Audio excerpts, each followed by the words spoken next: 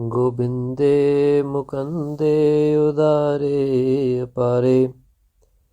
ਹਰਿਯੰ ਕਰਿਯੰ ਨਿਰਨਾਮੇ ਅਕਾਮੇ। ਵਾਹਿਗੁਰੂ ਜੀ ਕਾ ਖਾਲਸਾ, ਵਾਹਿਗੁਰੂ ਜੀ ਕੀ ਫਤਿਹ। ਅਤ ਕਥਨੰ ਗੁਰੂ ਨਾਨਕ ਪ੍ਰਕਾਸ਼। ਚੌਪਈ। ਕਲਮਲ ਮੈਂ ਆਇਓ ਕਲ ਕਾਲਾ, ਭਇਓ ਸੋਇਆ ਤੇ ਭਾਰ ਬਿਸਾਲਾ। ਏਕ ਚਰਨ ਤੇ ਟਿਕਾ ਨ ਜਾਈ, ਬਿਨ ਅਵਲੰਬ ਨਾ ਥਿਰਤਾ ਪਾਈ। ਜਗਤ ਗਊ ਦਾ ਰੂਪ ਧਾਰ ਕਰਕੇ ਸੱਚਖੰਡ ਵਿੱਚ ਨਿਰੰਕਾਰ ਜੀ ਦੇ ਦਰ ਦੇ ਉੱਤੇ ਖੜ ਕਰਕੇ ਅਨੇਕਾਂ ਦੇਵਤਿਆਂ ਦੇ ਨਾਲ ਹੱਥ ਜੋੜ ਕਰਕੇ ਨਿਰੰਕਾਰ ਦੇ ਅਰਦਾਸ ਕਰਦੀ ਹੈ। ਹੇ ਮਹਾਰਾਜ, ਹੁਣ ਕਲਯੁਗ ਦਾ ਭਾਰਾ ਸਮਾਂ ਆਇਆ ਹੈ। ਹੁਣ ਮੈਥੋਂ ਇੱਕ ਪੈਰ ਦੇ ਉੱਤੇ ਖੜ ਕਰਕੇ ਸਮਾਂ ਬਤੀਤ ਕਰਨਾ ਬਹੁਤ ਕਠਿਨ ਹੈ। ਸੋ ਆਪ ਜੀ ਕਿਰਪਾ ਕਰੋ। ਬਿਨ ਅਵਲੰਬ ਨਾ ਥਿਰਤਾ ਪਾਈ। ਜਦ ਤੱਕ ਆਪ ਜੀ ਸਾਨੂੰ ਆਸਰਾ ਨਹੀਂ ਬਖਸ਼ਦੇ, ਤਦ ਤੱਕ ਅਸੀਂ ਇੱਕ ਪੈਰ ਦੇ ਉੱਤੇ ਖੜ ਕਰਕੇ ਸਮਾਂ ਨਹੀਂ ਬਤੀਤ ਕਰ ਸਕਦੇ। ਏਕੰਕਾਰ ਬਿਨੈ ਸੁਨ ਲੀਜੈ, ਥਿਰ ਹੋਵੋ ਜੋ ਅਵਲੰਬ ਦੀਜੈ।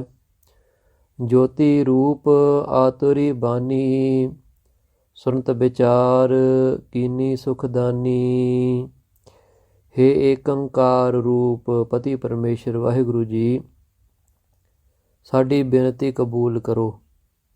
ਥਿਰ ਹੋਵੋ ਕੋ ਅਵਲੰਬ ਦੀਜੈ। ਮਹਾਰਾਜ ਜੀ, ਸਾਨੂੰ ਥਿਰਤਾ ਬਖਸ਼ੋ ਤਾਂ ਕਿ ਅਸੀਂ ਵੀ ਆਪ ਜੀ ਦੇ ਪ੍ਰੇਮ ਦੇ ਨਾਲ ਕਲਯੁਗ ਦਾ ਸਮਾਂ ਬਤੀਤ ਕਰ ਸਕੀਏ। ਜੋਤੀ ਰੂਪ ਆਤੁਰੀ ਬਾਨੀ, ਸਾਰਿਆਂ ਦੀ ਬੇਨਤੀ ਉਸ ਨਿਰੰਕਾਰ ਦੇ ਦਰ ਦੇ ਉੱਤੇ ਹੋਈ ਹੈ। ਸੁਨਤ ਵਿਚਾਰ ਕੀਨੀ ਸੁਖਦਾਨੀ, ਇਹ ਸਾਰੇ ਮੁੱਖ ਦੇਵਤੇ ਤੇ ਨਾਲ ਹੀ ਧਰਤੀ ਮਾਤਾ ਦੀ ਪੁਕਾਰ ਨਿਰੰਕਾਰ ਜੋਤ ਨੇ ਸਵੀਕਾਰ ਕੀਤੀ ਹੈ ਤੇ ਆਪਣੇ ਮਨ ਦੇ ਵਿੱਚ ਵਿਚਾਰਿਆ ਹੈ। ਇਸ ਕਾਰਜ ਕੋ ਬਹੁਤ ਪਠਾਏ, ਜਾਹੇ ਤਹਾਂ ਨਿਜ ਪੰਥ ਚਲਾਏ। ਬਿਸਰੇ ਜਾਂ ਕਾਰਜ ਤਹਿ ਗਏ, ਆਪਣੇ ਆਪਣੇ ਮਤ ਠਹਿਰਾਏ।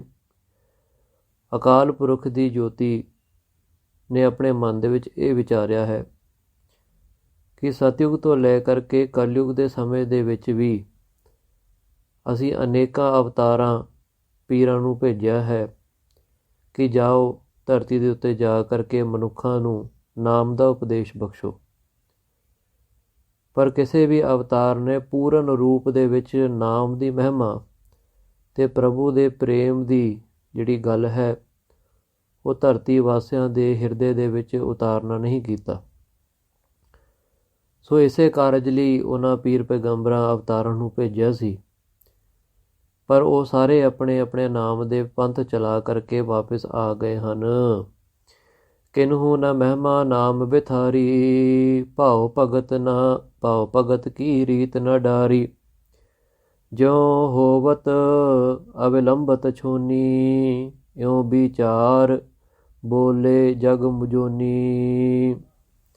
ਇਸੇ ਕਾਰਜ ਲਈ ਅਸੀਂ ਅਨੇਕਾਂ ਪੀਰਾਂ ਨੂੰ ਅਵਤਾਰਾਂ ਨੂੰ ਭੇਜਿਆ ਕਿ ਜਾਓ ਜਾ ਕੇ ਪ੍ਰੇਮਾ ਭਗਤੀ ਦਾ ਸੰਦੇਸ਼ ਮਨੁੱਖਾਂ ਨੂੰ ਬਖਸ਼ੋ। ਜਿਉ ਹੋਵਤ ਅਵਲੰਬਤ ਛੋਨੀ, ਕਿ ਨਾਮ ਦਾ ਆਸਰਾ ਬਖਸ਼ ਕਰਕੇ, ਪ੍ਰੇਮ ਦਾ ਸੰਦੇਸ਼ ਬਖਸ਼ ਕਰਕੇ ਧਰਤੀ ਨੂੰ ਵੀ ਤੁਸੀਂ ਸਥਿਰਤਾ ਬਖਸ਼ੋ। ਪਰ ਸਾਰੇ ਆਪਣੇ ਆਪਣੇ ਪੰਥ ਚਲਾ ਕਰਕੇ ਵਾਪਿਸ ਆਏ ਗਏ ਹਨ। ਕਿਸੇ ਨੇ ਪੂਰਨ ਤੌਰ ਦੇ ਉੱਤੇ ਪ੍ਰੇਮ ਦਾ ਸੰਦੇਸ਼, ਪ੍ਰੇਮਾ ਭਗਤੀ ਦਾ ਸੰਦੇਸ਼ ਨਹੀਂ ਉਤਾਰਨਾ ਕੀਤਾ ਹੈ। ਇਉਂ ਵਿਚਾਰ ਬੋਲੇ ਜਗ ਜੋਨੀ, ਇਵੇਂ ਜਗਤ ਦੇ ਮਾਲਕ ਨਿਰੰਕਾਰ ਰੂਪ ਨੇ ਆਪਣੇ ਮਨ ਦੇ ਵਿੱਚ ਇਹ ਸੋਚਿਆ ਹੈ। ਨਾਮ ਕੀਰਤਨ ਥਿਰਹੂੰ ਜਬ ਹੀ, ਤੁਝ ਅਵਲੰਬ ਹੋਨ ਹੈ ਤਬ ਹੀ। ਜਦ ਤੱਕ ਨਾਮ ਦਾ ਤੇ ਨਾਮ ਦੇ ਕੀਰਤਨ ਦਾ ਵਿਸਥਾਰ ਨਹੀਂ ਹੁੰਦਾ ਜਗਤ ਵਿੱਚ, ਤਦ ਤੱਕ ਧਰਤੀ ਨੂੰ ਸ਼ਾਂਤੀ ਨਹੀਂ ਹੁੰਦੀ। ਦੇਵਤਿਆਂ ਦੇ ਮਨ ਦੇ ਵਿੱਚ ਵੀ ਖੁਸ਼ੀ ਪ੍ਰਗਟ ਨਹੀਂ ਹੁੰਦੀ। ਮਨੁੱਖ ਕਾਮ, ਕ੍ਰੋਧ, ਲੋਭ, ਮੋਹ, ਅਹੰਕਾਰ ਤੋਂ ਪਰੇ ਨਹੀਂ ਹੋ ਸਕਦੇ ਤੇ ਤਦ ਤੱਕ ਜਨਮ ਤੋਂ ਖੇੜਾ ਤੇ ਮਰਨ ਤੋਂ ਖੇੜਾ ਆਪਣਾ ਨਹੀਂ ਛੁਡਾ ਸਕਦੇ। ਜਾਂ ਤੇ ਪ੍ਰਗਟੋ ਜਗ ਆਏ, ਮੋਹ ਬਿਨ ਹੋਤ ਨ ਆਨਿ ਉਪਾਏ। ਇਵੇਂ ਨਿਰੰਕਾਰ ਜੋਤੀ ਨੇ ਮਨ ਦੇ ਵਿੱਚ ਵਿਚਾਰਿਆ ਹੈ। ਇਸ ਕਾਰਜ ਨੂੰ ਕਰਨ ਲਈ ਸਾਨੂੰ ਆਪ ਪ੍ਰਗਟ ਹੋਣਾ ਪੈਣਾ ਹੈ। ਮੋਹ ਬਿਨ ਹੋਤ ਨ ਆਨ ਉਪਾਏ, ਮੇਰੇ ਬਿਨਾਂ ਕੋਈ ਨਹੀਂ ਆ ਕਰਕੇ ਧਰਤੀ ਨੂੰ ਥੰਮ ਦੇ ਸਕਦਾ, ਸਹਾਰਾ ਕੋਈ ਨਹੀਂ ਬਖਸ਼ ਸਕਦਾ। ਅਸੀਂ ਆਪ ਹੋ ਕਰਕੇ ਗੁਰੂ ਨਾਨਕ ਰੂਪ ਦੇ ਵਿੱਚ ਅਵਤਾਰ ਲਵਾਂਗੇ। ਗੁਰੂ ਅਵਤਾਰ ਲਵਾਂਗੇ ਤੇ ਨਾਮ ਦਾ ਤੇ ਪ੍ਰੇਮਾ ਭਗਤੀ ਦਾ ਪ੍ਰਚਾਰ ਕਰਾਂਗੇ। ਧਰਮ ਧਾਮ ਧਰ ਧੀਰਜ ਦੀਨੋ, ਪਾਏ ਅਲੰਬ ਹੋਏ ਦੁਖ ਛੀਨੋ। ਮਹਾਰਾਜ ਜੀ ਧਰਤੀ ਨੂੰ ਉਪਦੇਸ਼ ਦਿੰਦੇ ਨੇ ਕਿ ਅਸੀਂ ਧਰਮ ਦਾ ਵਾਧਾ ਕਰਾਂਗੇ। ਘਰ ਘਰ ਦੇ ਵਿੱਚ ਪ੍ਰਭੂ ਪਰਮੇਸ਼ਰ ਦੀ ਭਗਤੀ ਦਾ ਸੰਦੇਸ਼ ਪਹੁੰਚਾਵਾਂਗੇ, ਜਿਹਦੇ ਨਾਲ ਆਪ ਜੀ ਨੂੰ ਧੀਰਜ ਹੋਵੇਗਾ। ਆਏ ਅਲੰਬ ਹੋਏ ਦੁੱਖ ਛੀਨੋ, ਤੇ ਜਿਹੜੇ ਜਿਹੜੇ ਭਗਤੀ ਦੇ ਰਾਹ ਦੇ ਉੱਤੇ ਤੁਰਨਗੇ, ਪ੍ਰੇਮਾ ਭਗਤੀ ਤੇ ਮਾਰਗ ਤੇ ਤੁਰਨਗੇ, ਉਹਨਾਂ ਦੇ ਦੁੱਖ ਜਿਹੜੇ ਹਨ ਤਤ ਛਿਨ ਨਾਸ਼ ਹੋਣਗੇ। ਸੁਨ ਕਰ ਗਿਰਾ ਗਗਨ ਕੀ ਛੂਨੀ, ਔਰ ਕਰ ਪਰਮ ਹਰਖ ਮੁਖ ਮੋਨੀ। ਮੁੱਖ ਤੌਰ ਦੇ ਉੱਤੇ ਮੌਨ ਰਹਿਣ ਵਾਲੀ ਧਰਤੀ ਦੇ ਮਨ ਨੂੰ ਇਹ ਧੀਰਜ ਪ੍ਰਦਾਨ ਹੋਇਆ ਹੈ। ਗਗਨ ਦੇ ਵਿੱਚ ਸੁੰਦਰ ਬਚਨ ਉਸ ਅਕਾਲ ਪੁਰਖ ਦੇ ਸੁਣੇ ਹਨ। ਆਕਾਸ਼ਵਾਣੀ ਹੋਈ ਹੈ, ਜਿਹਨੂੰ ਸੁਣ ਕਰਕੇ ਧਰਤੀ ਤੇ ਮੁੱਖ ਦੇਵਤਿਆਂ ਦੇ ਹਿਰਦੇ ਨੂੰ ਠੰਡ ਪਹੁੰਚੀ ਹੈ। ਜਗ ਮਹਿ ਰਘੁਵਰ ਕੁਲ ਅਕਲੰਕਾ, ਪ੍ਰਗਟੇ ਬੇਦੀ ਕੁਮੁਦ ਮਯੰਕਾ। ਉਸ ਜੋਤੀ ਨਿਰੰਕਾਰ ਜੋਤੀ ਨੇ ਮਨ ਦੇ ਵਿੱਚ ਵਿਚਾਰਿਆ, ਧਰਤੀ ਦੇ ਉੱਤੇ ਝਾਤ ਮਾਰੀ ਹੈ ਤੇ ਦੇਖਣਾ ਕੀਤਾ ਹੈ ਕਿ ਕਿਹੜੇ ਕੁਲ ਦੇ ਵਿੱਚ ਆ ਕਰਕੇ ਅਸੀਂ ਗੁਰੂ ਨਾਨਕ ਰੂਪ ਦਾ ਉਤਾਰਾ ਕਰੀਏ, ਕਿਵੇਂ ਇਸ ਰੂਪ ਨੂੰ ਧਾਰਨ ਕਰੀਏ, ਕਿਸ ਪਰਿਵਾਰ ਦੇ ਵਿੱਚ ਕਿਹੜੀ ਸ਼੍ਰੇਸ਼ਟ ਕੁਲ ਹੈ ਜਿੱਥੇ ਅਸੀਂ ਆਈਏ। ਤੇ ਦੇਖਣ ਕਰਕੇ ਇਹ ਵਿਚਾਰਿਆ ਹੈ ਕਿ ਰਘੁਵਰ ਜਿਸ ਕੁਲ ਦੇ ਵਿੱਚ ਸ਼੍ਰੀ ਰਾਮ ਚੰਦਰ ਮਹਾਰਾਜ ਜੀ ਹੋਏ ਨੇ ਤ੍ਰੇਤੇ ਯੁੱਗ ਦੇ ਵਿੱਚ, ਉਸੇ ਕੁਲ ਦੇ ਵਿੱਚ ਅਸੀਂ ਆਪਣਾ ਗੁਰੂ ਨਾਨਕ ਰੂਪ ਦਾ ਉਤਾਰਾ ਕਰਾਂਗੇ ਤੇ ਜਗਤ ਨੂੰ ਤਾਰਨਾ ਕਰਾਂਗੇ। ਏਕ ਓੰਕਾਰ ਧਾਰ ਨਿਜ ਰੂਪਾ, ਪ੍ਰਗਟੇ ਸਤਿਗੁਰ ਰੂਪ ਅਨੂਪਾ। ਏਕ ਓੰਕਾਰ ਨਿਰੰਕਾਰ ਜੀ ਨੇ ਆਪਣਾ ਗੁਰੂ ਰੂਪ ਇਸੇ ਕੁਲ ਦੇ ਵਿੱਚ ਧਾਰਿਆ ਹੈ। ਪ੍ਰਗਟੇ ਸਤਿਗੁਰ ਰੂਪ ਅਨੂਪਾ, ਗੁਰੂ ਨਾਨਕ ਰੂਪ ਹੋ ਕਰਕੇ 10ਵੇਂ ਜਾਮੇ ਤੱਕ ਸ੍ਰੀ ਗੁਰੂ ਗੋਬਿੰਦ ਸਿੰਘ ਸਾਹਿਬ ਮਹਾਰਾਜ ਦੇ ਰੂਪ ਹੋ ਕਰਕੇ ਇਸ ਕਲਯੁਗ ਨੂੰ ਤਾਰਨਾ ਕੀਤਾ ਹੈ।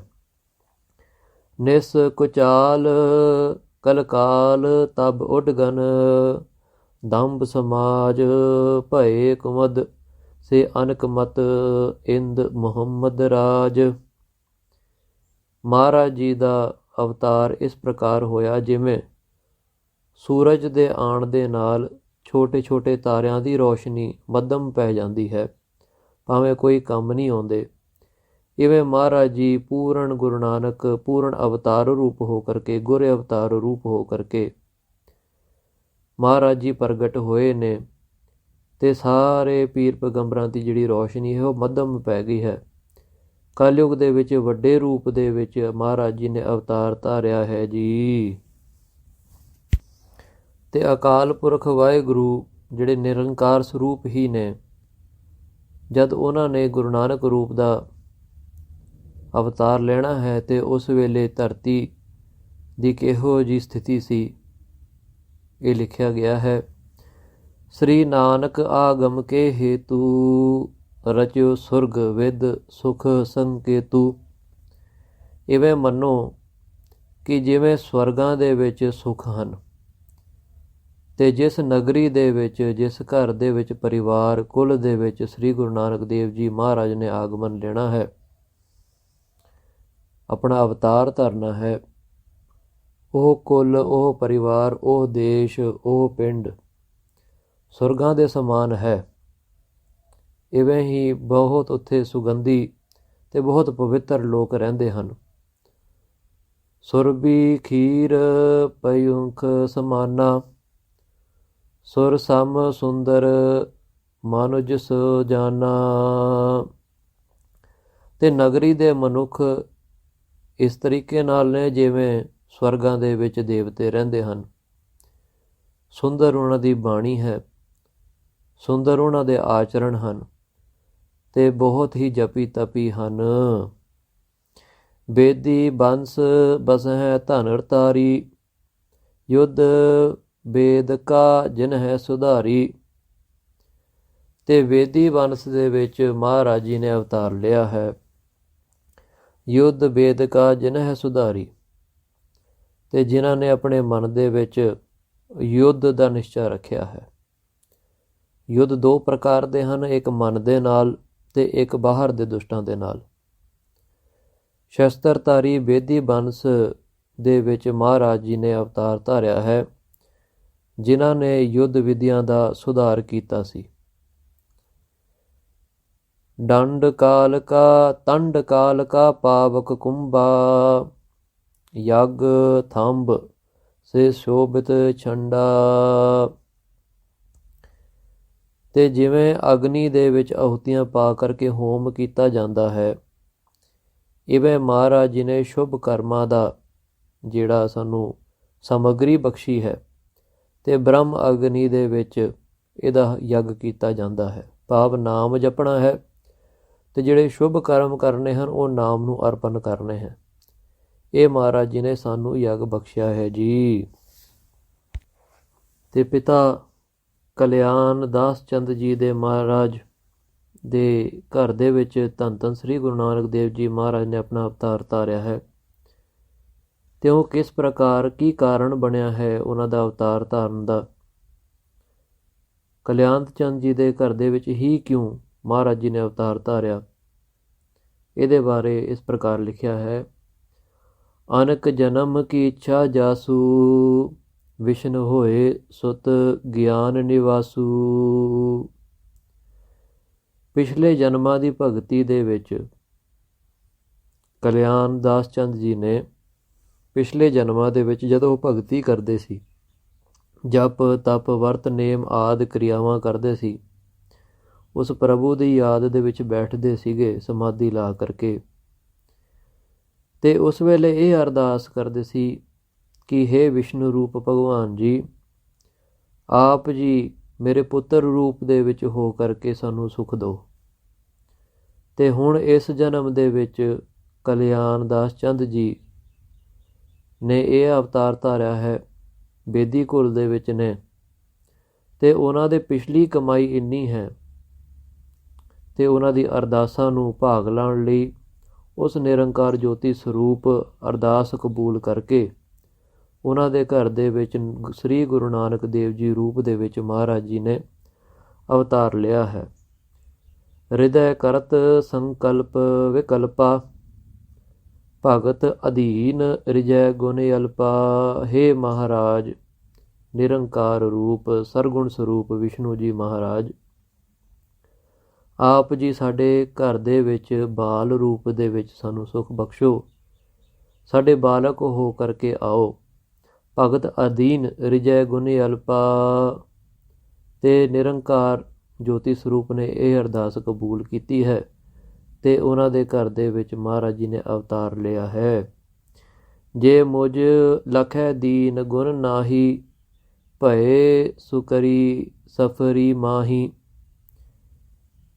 ਕਲਿਆਣ ਚੰਦ ਜੀ ਮਹਾਰਾਜ ਇਹ ਕਹਿੰਦੇ ਨੇ, ਅਰਦਾਸ ਕਰਦੇ ਨੇ, ਪਿਛਲੇ ਜਨਮਾਂ ਦੇ ਵਿੱਚ ਇਵੇਂ ਭਾਵਨਾ ਧਾਰਦੇ ਨੇ ਹਿਰਦੇ ਦੇ ਵਿੱਚ ਤੇ ਅਰਦਾਸ ਕਰਦੇ ਹਨ ਕਿ ਇਹ ਮਹਾਰਾਜ ਜੇ ਆਪ ਜੀ ਮੈਨੂੰ ਦੀਨ ਮੰਨਦੇ ਹੋ ਕਿ ਮੇਰੀ ਹਜੇ ਜਪ ਤਪ ਸੰਜਮ ਕੁਛ ਵੀ ਨਹੀਂ, ਤੇ ਮੈਨੂੰ ਆਪਣੇ ਦਰ ਦਾ ਤੁਸੀਂ ਭਿਖਾਰੀ ਸਮਝੋ, ਤੇ ਮੈਂ ਫਿਰ ਵੀ ਮੇਰੀ ਅਰਦਾਸ ਆਪ ਜੀ ਇਹ ਕਬੂਲ ਕਰੋ ਕਿ ਸਾਡੇ ਘਰ ਦੇ ਵਿੱਚ ਆਪ ਜੀ ਦਾ ਅਵਤਾਰ ਹੋਵੇ। ਕਿਵੇਂ ਕਹਿੰਦੇ ਨੇ ਕਿ ਕਮਠੀ ਆਦਿਕ ਬਿਮਤ ਕੁ ਜਾਤੀ, ਤਿਨ ਕੇ ਜਨਮ ਲੀਨ ਜਗ ਖਿਆਤੀ। ਜਿਵੇਂ ਮਹਾਰਾਜ ਜੀ ਆਪ ਜੀ ਪਿਛਲੇ ਯੁੱਗਾਂ ਦੇ ਵਿੱਚ ਮੱਛ ਅਵਤਾਰ, ਕੱਛ ਅਵਤਾਰ, ਵਾਮਣ ਅਵਤਾਰ, ਵਰਾਹ ਅਵਤਾਰ ਰੂਪ ਧਾਰ ਕਰਕੇ ਆਏ ਹੋ, ਇਵੇਂ ਕਿਸੇ ਪ੍ਰਕਾਰ ਆਪ ਜੀ ਸਾਡੇ ਘਰ ਦੇ ਵਿੱਚ ਵੀ ਅਵਤਾਰ ਧਾਰ ਕੇ ਆਓ। ਆਪ ਜੀ ਸਾਨੂੰ ਆਪਣੇ ਦਰ ਦਾ ਭਿਖਾਰੀ ਸਮਝ ਕੇ ਇਹ ਅਰਦਾਸ ਸਾਡੀ ਕਬੂਲ ਕਰੋ। ਸੋ ਇਹ ਸਾਰੇ ਕਾਰਨ ਬਣੇ ਸੀ ਸ੍ਰੀ ਗੁਰੂ ਨਾਨਕ ਦੇਵ ਜੀ ਮਹਾਰਾਜ ਦਾ ਨਿਰੰਕਾਰ ਰੂਪ ਹੋ ਕਰਕੇ, ਗੁਰੂ ਰੂਪ ਹੋ ਕਰਕੇ ਕਲਯੁਗ ਦੇ ਜੀਵਾਂ ਨੂੰ ਤਾਰਨ ਦੇ ਲਈ ਮਹਾਰਾਜ ਜੀ ਨੇ ਆਪਣਾ ਸ਼੍ਰੇਸ਼ਟ ਅਵਤਾਰ ਧਾਰਿਆ ਹੈ। ਇਸੇ ਮਹਾਰਾਜ ਜੀ ਨੇ ਫਿਰ 10 ਰੂਪ ਆਪਣੇ ਲਏ ਹਨ।